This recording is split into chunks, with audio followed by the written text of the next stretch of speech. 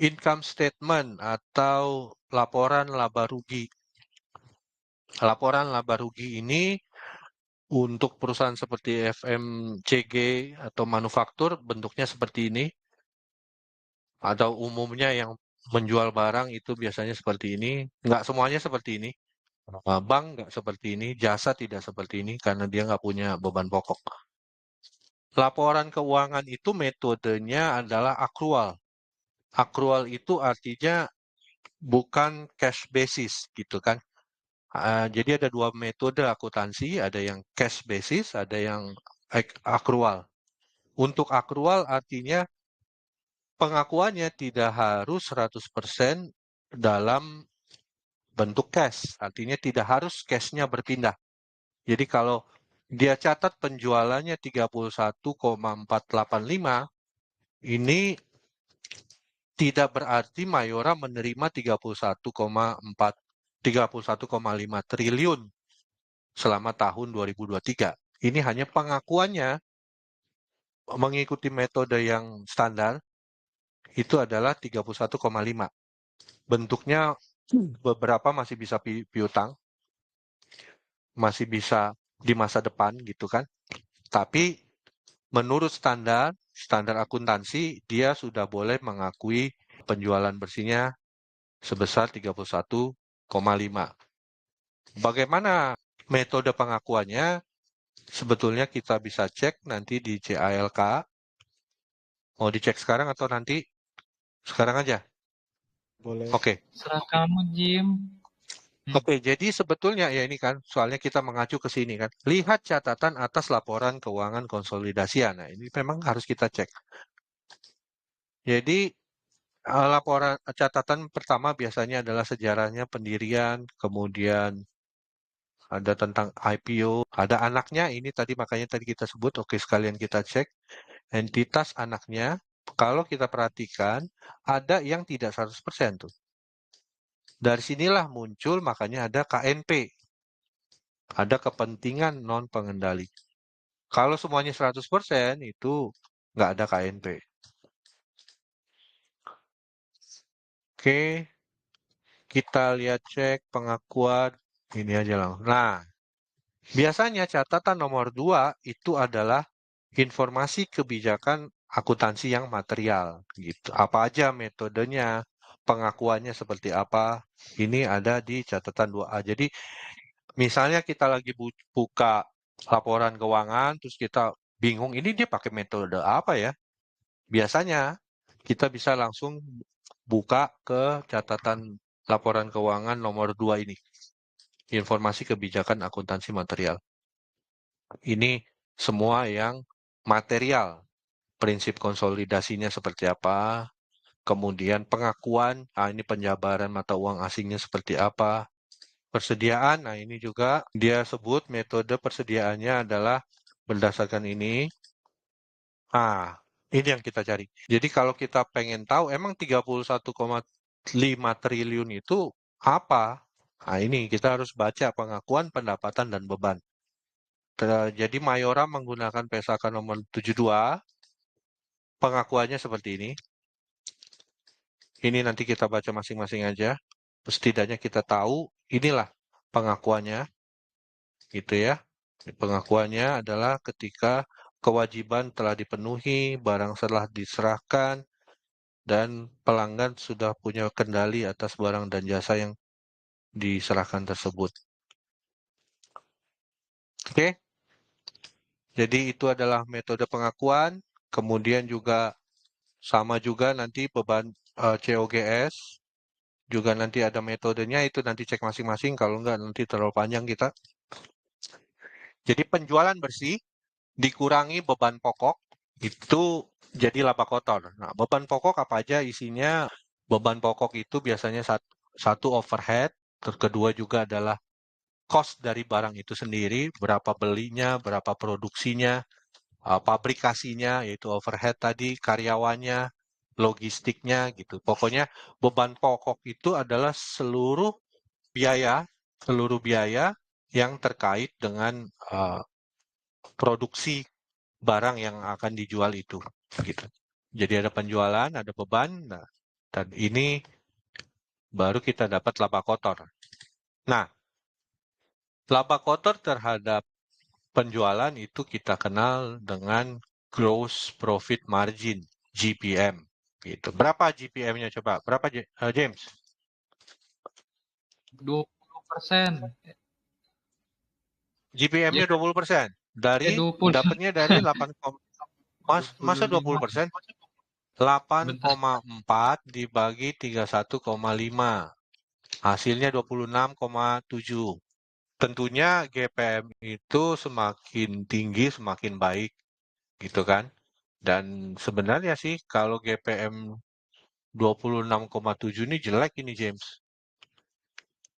Karena seharusnya FMCG itu GPM-nya tinggi. Oke, dari GPM kita lanjut ke OPM, Operational Profit Margin. Disebut juga dengan EBIT, Earnings Before Interest and Taxes.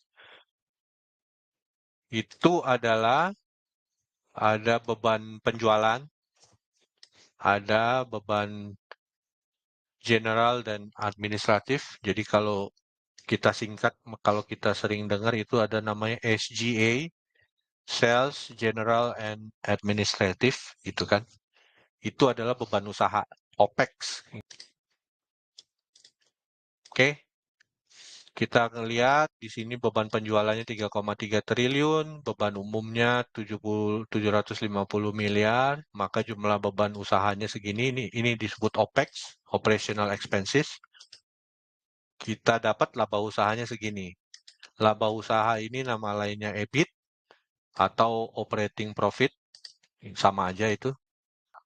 Kalau ini kita bandingkan 4,3 dibandingkan 31,5 itu kita dapat OPM namanya.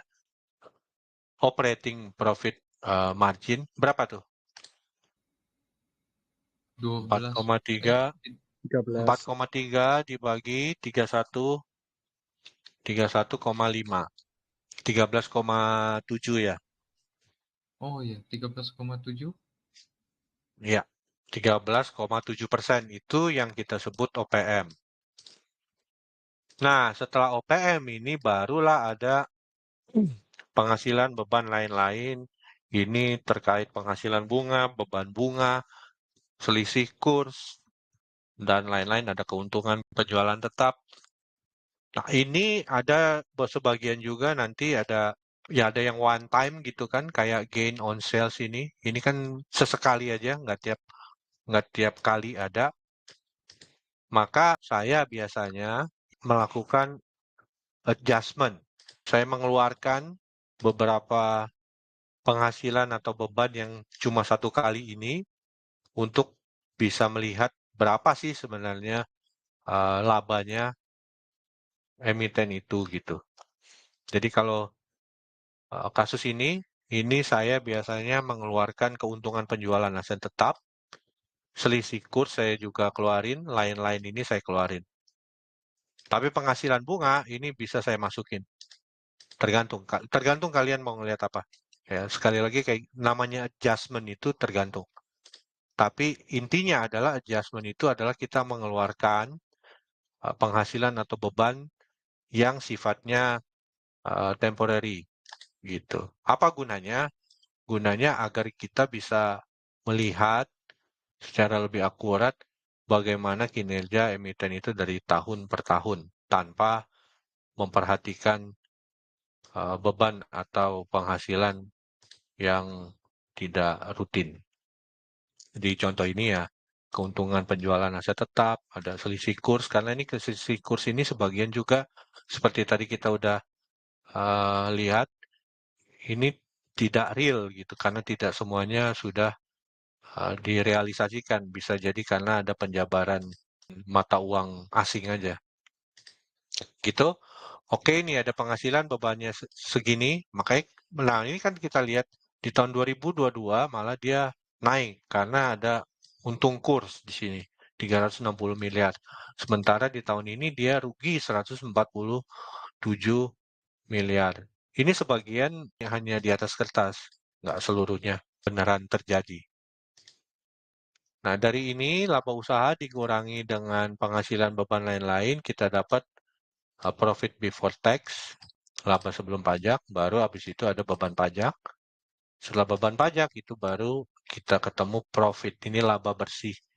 Laba bersihnya yang sudah dari EBIT dikurangin I dan T hasilnya jadi laba bersih. Terkait tadi kepentingan non pengendali, laba tahun berjalan yang kita gunakan itu bukan yang ini. Bukan. Kenapa? Karena seperti tadi kita udah bahas, di dalam Mayora ada beberapa perusahaan lain yang kepemilikannya tidak 100%. Maka ada bagian yang bukan menjadi hak Mayora. Itulah sebabnya kita lihat yang bagian ini. Jadi jumlah laba tahun berjalan yang dapat diatribusikan kepada pemilik entitas induk itu segini, 3,193.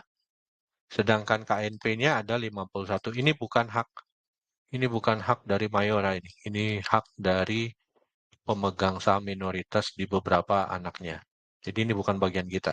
Sehingga kalau kita mau menghitung EPS, laba per saham, gimana caranya? 3193 dibagi 22 miliar saham, 22,5 miliar saham tadi. Ya oke, jadi berapa EPS-nya? 140,7 lah, 140 lah. 100 berapa? 40. Salah.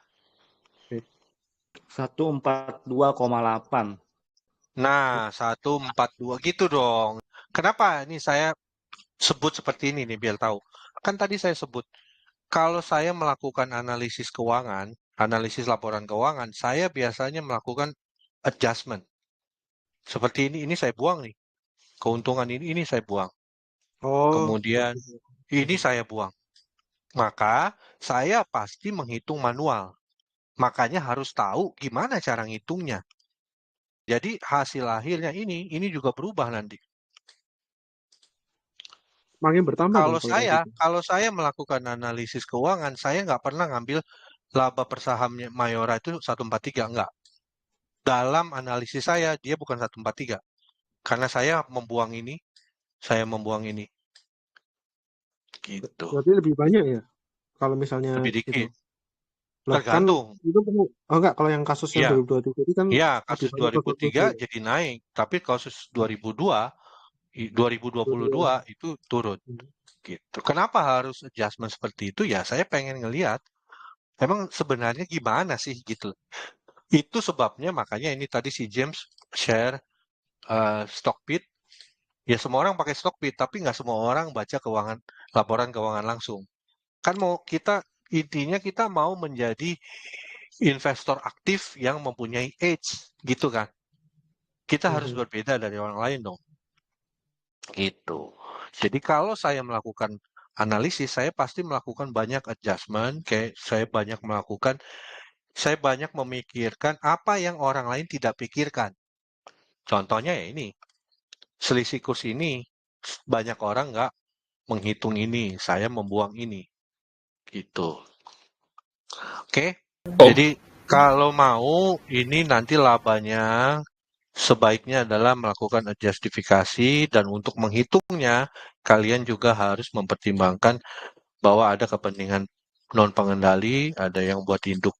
Untuk menghitung laba per saham, kita harus menghitung laba bersih untuk yang merupakan milik ini hak induknya kita sebagai pemegang saham dibagi dengan lembar saham. Nah, lembar saham pun kadang ada dilusi gitu, ada metode tertimbang itu kadang tidak akurat, terutama untuk emiten yang baru IPO.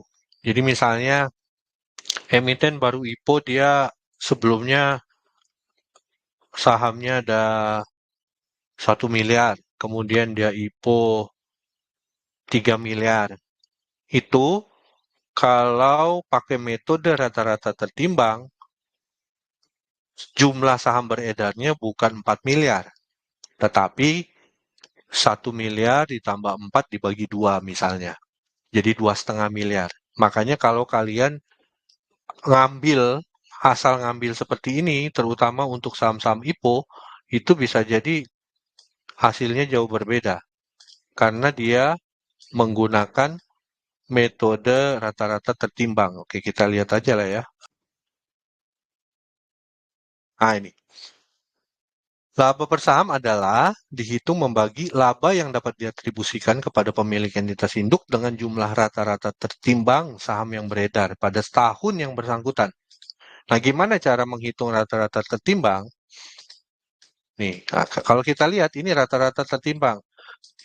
Untuk kasus Mayora karena tidak pernah ada perubahan jumlah saham beredar, ini nggak jadi masalah. Tapi untuk saham-saham yang baru IPO, ini hasilnya bisa jauh berbeda. Contohnya apa yang baru IPO? Coba MMIX. Atau harusnya kita pakai GoTo ya. Boleh juga itu.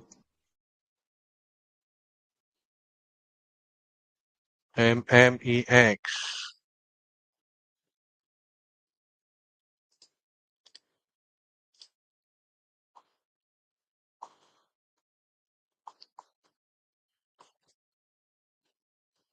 Nah, ini 2,4 miliar.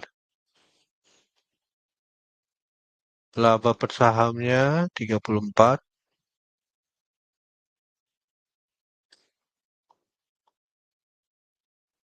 Nah, inilah maksudnya. Kan tadi 2,4. Nah, ini kalau pakai rata-rata tertimbang, dia jadi 2 miliar. 400-nya belum ada. Karena sebelumnya dia 1,6 miliar. Gitu kan. Jadi kalau kita pakai rata-rata tertimbang, laba per sahamnya jadi 11,83. Padahal kan nggak segini. Yang benar adalah 23,6 dibagi 2,4. Ya kan, karena sebenarnya saham dia adalah ini kan 2,4 gitu. Jadi ya intinya adalah kalau kita mau menghitung laba per saham, sebaiknya kita coba hitung langsung. Caranya adalah mengambil laba tahun berjalan untuk kepentingan entitas induk dibagi dengan jumlah saham beredar, bukan jumlah saham berdasarkan rata-rata. Oke, selesai. Om, Oh, boleh tanya iya. Om? Iya, silakan. Tadi yang sebelum laba per saham ya, itu kan ada one off kan? Itu kan ada yang namanya one off terus dikeluarin kan? Nah, untuk beberapa kasus seperti kayak Unilever dulu dia jual Blue Band, terus Mendem juga dia jual tanahnya kan? Itu kan Iya. pastinya besar. Terus itu pengaruhnya gimana? Padahal itu kan dikembalikan ke dividen. Iya, oke, ini pertanyaan bagus nih. Jadi maksud ya lanjut dulu. Nah, ini ada pertanyaan kedua nyambung yang laba bersaham tadi. Itu yang kan ada 2 tahun kan yang barusan IPO kan kelihatan dia share-nya lembar bersaham itu kan kecil pertama, misalnya tadi barusannya apa? MIMX ya. Iya. Itu lembar bersahamnya 1,2 atau 1,6 ya tadi. Terus setelah Iya, IPO 1,6. jadi 2,4. Ya, 2 miliar sekian. Nah, itu apa enggak diinjeksi dari mungkin investor tertentu sehingga lembar persahamnya bertambah banyak? Iya. Thank you. Oke, itu ya pertanyaannya ya. Iya. Oke. Jadi yang pertama, jadi gini maksud saya adalah melakukan adjustment itu adalah kita mau melihat kinerjanya di luar pendapatan yang sesekali. Gunanya adalah agar ya seperti ini lanjutan Christian kemarin tentang stock valuation, karena dengan begitu kita bisa lebih akurat untuk melakukan proyeksi ke depan berdasarkan kinerja dari yang berasal dari operasional intinya, gitu kan. Nah, perkara kemudian ada seperti Unilever dan lain-lain itu tadi, itu memang kita bisa pertimbangan, tapi itu pertimbangan yang lain. Artinya justru kalau kita menghapus itu, justru kan kita bisa melihat misalnya kinerja Unilever tanpa penjualan itu sebenarnya tahun per tahun itu apa year on year tahun ini terhadap tahun lalu sebenarnya naik atau turun. Dan kemudian kita juga bisa memproyeksi lah ya, tahun depan apakah dia kenaikannya naiknya berapa besar di luar gain itu. Walau memang pada saat itu kita bisa terima itu dividennya, ya itu benar. Tapi kalau kita mau melakukan proyeksi dengan kita mengeluarkan pendapatan atau beban sesekali itu jadi lebih akurat gitu loh. Lebih konsisten kenaikan atau penurunannya. Karena kan tujuannya ini nanti pada akhirnya adalah kita melihat laporan keuangan secara historis itu adalah mau memproyeksi kinerja dia ke depan gimana sih. Untuk yang kedua itu tadi ya memang contoh tadi MMIX saham awalnya 1,6 miliar lalu dia IPO 800 juta sehingga jumlah lembar sahamnya naik jadi 2,4. Dengan metode rata-rata tertimbang itu 1,6 ditambah 2,4 dibagi 2 hasilnya jadi 2 miliar. Gitu. Sementara jumlah saham beredarnya itu sebenarnya adalah 2,4. Artinya nanti di tahun mendatang rata-rata tertimbangnya jadi 2,4. Karena tahun lalu 2,4, tahun ini 2,4 gitu kan. Maksudnya apa? EPS itu jadi nggak akurat kalau kita ambil dengan metode rata-rata tertimbang. Karena kan sebenarnya sahamnya udah 2,4, bukan 2. Itu aja sebetulnya sih. Jadi kalau orang mengambil MMIX tadi, mana deh? MMIX. Kalau orang langsung ambil ini, oh laba per sahamnya 11,83. Lalu nggak tahu gue berapa nih sahamnya ini. Katakanlah sahamnya sekarang 100. Sahamnya 100, oh berarti pernya adalah 9 kali gitu kan. Nggak nyampe 9 malah, 8, karena 100 dibagi 11,83. Padahal kan IPS-nya bukan 11,83 karena ini pembaginya bukan 2 miliar melainkan 2,4 gitu. Jadi ini seharusnya bukan 11,8 melainkan berapa itu? 23,7 dibagi 2,4. Harusnya sekitar 10 nih. Gitu. Tapi weighted average itu sebetulnya lebih ke matching principle kan? Iya, secara PSAK memang dia Secara pencatatan akuntansi demikian, tapi iya. secara proyeksi belum tentu. Jadi sebaiknya kita menghitungnya adalah menggunakan laba bersih dibagi jumlah lembar saham terakhir. Malah sebenarnya ini kita bisa tarik lebih jauh. Kalau emiten itu sering melakukan RI, ini juga nanti ada potensi dilusi. Gitu. Kalau mau saya tarik lebih jauh lagi, hati-hati juga dengan emiten yang suka melakukan rights issue besar-besaran seperti Friend misalnya atau saham-saham HT itu kan hobi untuk RI itu. Nah, itu bahaya itu. Kita pakai jumlah saham beredar saat ini, tahu-tahu 6 bulan kemudian dia udah naik 2 kali lipat gitu kan. Itu kan jadi IPS-nya jadi nggak akurat lagi. Jadi ya hati-hati gini, hati-hati dengan jumlah saham beredar. Jadi sebenarnya yang sebaiknya kita pakai adalah jumlah saham beredar terakhir. Malah kalau bisa kita mempertimbangkan RI lagi agar kita yakin kita nggak akan kena dilusi. Nah, kalau saya mau lebih jauh, ini salah satu alasan saya nggak mau masuk bank-bank kecil. Karena ada potensi dilusi. Kita lihat sekarang murah, taunya dia RI lagi. Kepemilikan kita sebenarnya terdilusi. Jelas nggak itu tadi, Mas Didan? Sangat jelas, Ya, brother. makasih Om. Oke. Ya, oke. Terima kasih, brother. Oke, ada lagi pertanyaan? Nggak ada. Nah, kita masih di income statement. Income statement ini seperti tadi kita udah bahas, ini bukan cash basis, ini adalah akrual.